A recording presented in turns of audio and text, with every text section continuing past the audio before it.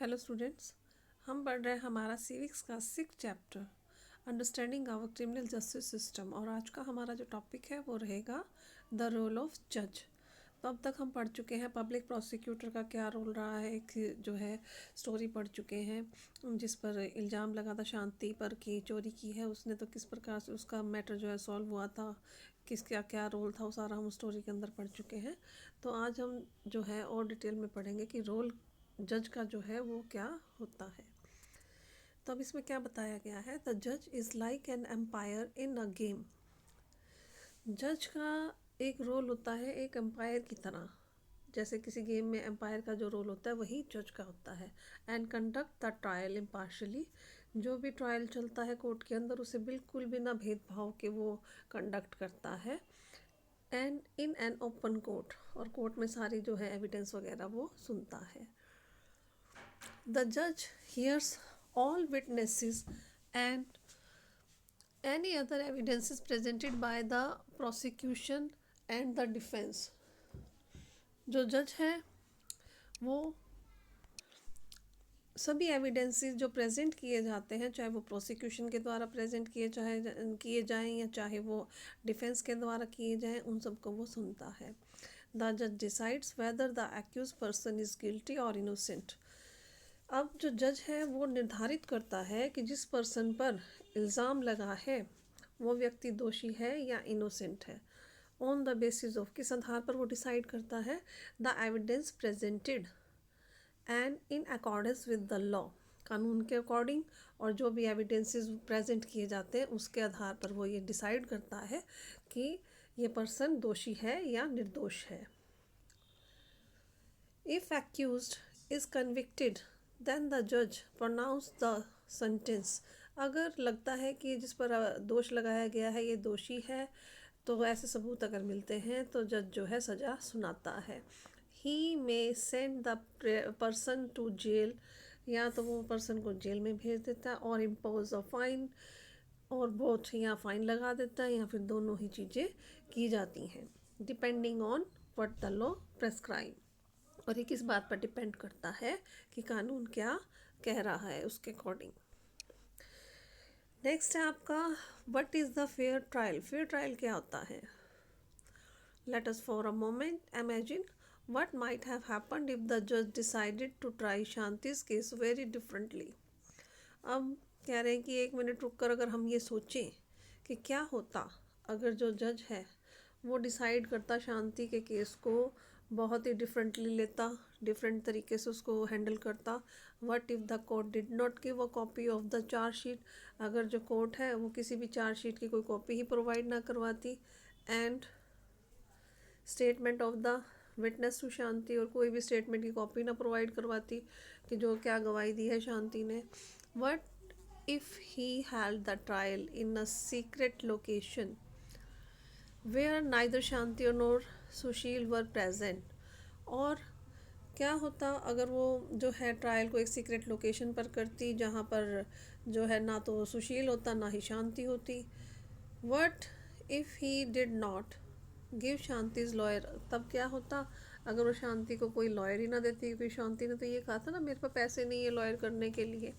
Advocate Roy enough time to question the witness of the prosecution such as Mr. Shinde, and instead had really decided that Shanti was guilty।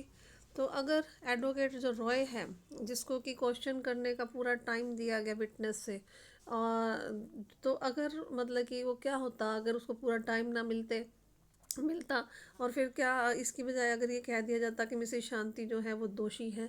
तो if this had happen, अगर ऐसा होता, then it would be a case of unfair trial. तो ऐसा मतलब कि होता तो ये होता कि ये अनफेयर ट्रायल किया गया है, भाई जो सुनवाई की गई है वो सही तरीके से नहीं की गई है।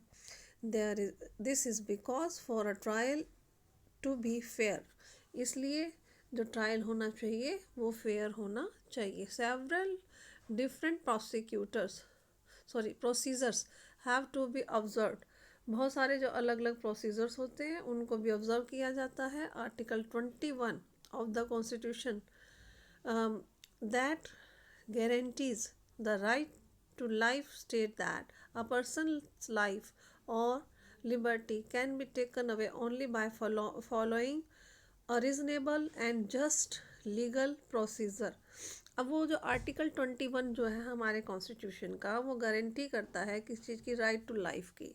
और अब ये कह रहे हैं कि किसी व्यक्ति से उसकी पर्सन की लाइफ या लिबर्टी केवल तभी जो है उससे ली जानी चाहिए, इस राइट को तभी उससे लिया जाना चाहिए जब कोई रीज़नेबल और कोई लीगल प्रोसीजर हो। अब लिबर्टी, अब देखो पर्सन की लाइफ क्या है, जैसे किसी को फांसी की सज़ा दे दी तो उसका मीनिंग क्या हुआ कि उसका जो राइट टू लाइफ अधिकार है वो हटा दिया कि तुम्हें जीने का कोई अधिकार नहीं है। लिबर्टी को कैसे ले सकते हैं, जैसे किसी को जेल में डाल दिया, मतलब तुम अब मूव नहीं कर सकते फ्री होके कहीं पर भी। तो ये दोनों जो है पर्सन्स की लाइफ और लिबर्टी, इसको तभी वापस लिया जा सकता है आर्टिकल 21 के अकॉर्डिंग जब तक कि कोई रीज़नेबल और लीगल प्रोसीजर नहीं होता। मीन्स का अगर कोई दोषी होगा तो तभी इसे लिया जाएगा। A fair trial ensure that Article 21 of the Constitution is upheld. Let us now return to Shanti's case as described in the storyboard and identify the essential element of a fair trial. अब यहाँ पर क्या कहा गया है, एक fair trial ensure करता है कि अगर फेयर ट्रायल होता है तो उससे क्या इंश्योर होता है कि आर्टिकल जो 21 है कॉन्स्टिट्यूशन का वो यहाँ पर पूरा इम्प्लीमेंट किया गया है। अब हम दोबारा से शांति का जो केस हमने स्टोरी बोर्ड पे पढ़ा है उसमें क्या क्या एसेंशियल एलिमेंट रहे हैं फेयर ट्रायल के, वो पढ़ते हैं। सबसे पहला क्या था, Shanti was given a copy of chargesheet. Shanti को क्या प्रोवाइड करवाई गई, copy of chargesheet and all other evidence that the prosecution presented against her. और जितने भी एविडेंस थे जो भी प्रोसिक्यूशन ने प्रेजेंट किए थे उसके खिलाफ, वो सब उसे बताए गए कि ये एक सबूत हमें मिला है। Shanti was charged with the offence of theft. Shanti को ये बताया गया था कि उस पर क्या चार्ज लगाया गया है, उस पर ऑफेंस था किस चीज़ का, चोरी का।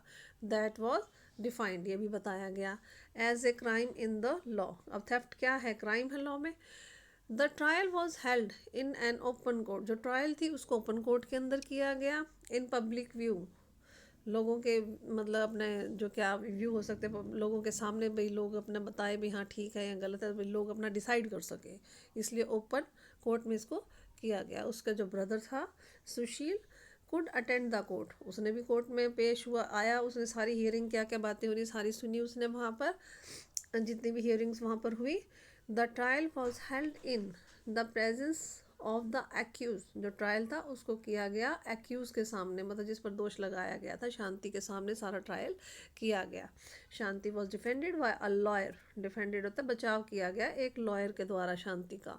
Shanti's lawyer advocate Roy. अब कौन थी शांति की lawyer, advocate Roy. Was given an opportunity to cross examine all the prosecution witness. अब जो शांति की डिफेंड लॉयर थी, जो एडवोकेट रॉय थी, उन्हें भी ये अपॉर्चुनिटी दी गई कि वो क्रॉस एग्जामिन कर सके जितने भी विटनेस हैं उनको, भाई उनसे दोबारा से पूछताछ कर सकें। Advocate Roy was given an opportunity to present witness in Shanti's defence. अब जो शांति की जो एडवोकेट रॉय थी उन्हें यह अपॉर्चुनिटी भी दी गई कि वो विटनेस को पेश कर सके शांति के बचाव में। Although the police filed a case of theft against Shanti. हालांकि पुलिस ने फाइल किया एक केस चोरी का शांति के खिलाफ। द जज assumed her to be innocent, लेकिन जज ने उसे क्या बताया, इनोसेंट बताया, निर्दोष बताया। It was the responsibility of the prosecution to prove beyond reasonable doubt that Shanti was guilty. अब ये प्रोसिक्यूशन की ड्यूटी होती है कि वो प्रूव करे कि क्या क्या उसके डाउट्स हैं कि शांति क्यों दोषी है।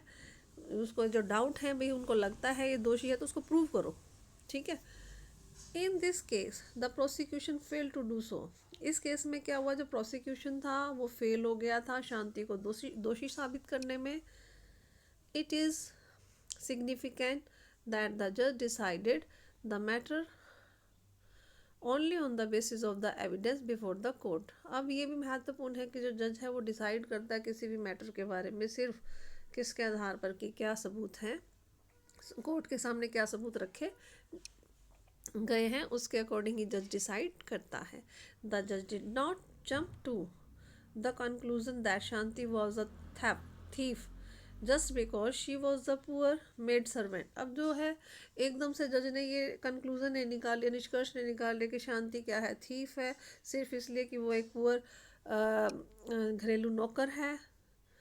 इंस्टेड, इसकी बजाय जज remain impartial and the sins the evidence showed that some young man and not Shanti was the thief. He sent Shanti free. जज ने क्या किया, बिना भेदभाव के पूरी जो है इम्पार्शल रहा बिल्कुल, और सभी जितने भी एविडेंसेस जो थे वो शो किए गए थे शांति को चोरी के लिए दिखाने के लिए, और जब उनको लगा कि ऐसा नहीं है उन्होंने शांति को क्या कर दिया, फ्री कर दिया। शांति's केस, शांति के केस में Justice was finally done to her because she was given a fair trial. अब शांति के केस में न्याय हुआ आखिरकार, क्यों? क्योंकि उसे सिर्फ एक फेयर ट्रायल मिला था उसकी वजह से। The Constitution and law both state that all the persons that we have discussed in this chapter should carry out their role in a proper manner. जो कॉन्स्टिट्यूशन है वो क्या कहता है और जो कानून है वो क्या कहता है कि सभी व्यक्तियों को, इस चैप्टर में हमने जैसे कि पढ़ा है कि अपना रोल जो है वो, जैसे चाहे जज है, चाहे पुलिस है, चाहे पब्लिक प्रोसिक्यूटर है, ठीक है, चाहे डिफेंस लॉयर है, तो उन्हें सबको क्या करना होता है, अपना सही रोल निभाना होता है।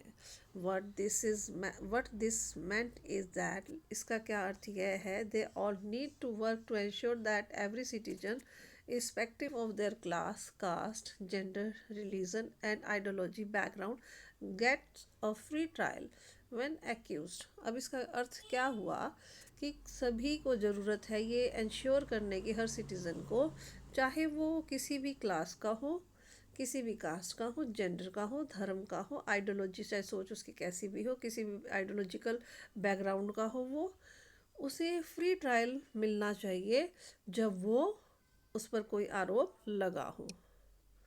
The role of law which says that everyone is equal before the law would not make much sense if every citizen were not guaranteed a fair trial by the constitution। अब जो rule of law है जो क्या कहता है कि हर citizen equal है कानून की नज़र में, अब इसकी कोई अगर वो सेंस ही नहीं रह जाएगी अगर हर सिटीज़न को गारंटीड फेयर ट्रायल नहीं दिया जाता कॉन्स्टिट्यूशन के अकॉर्डिंग। तो ये चैप्टर जो है आपका कंप्लीट हो चुका है। इसकी अगर कोई प्रॉब्लम हो तो डिस्कस कर लेना। Thank you.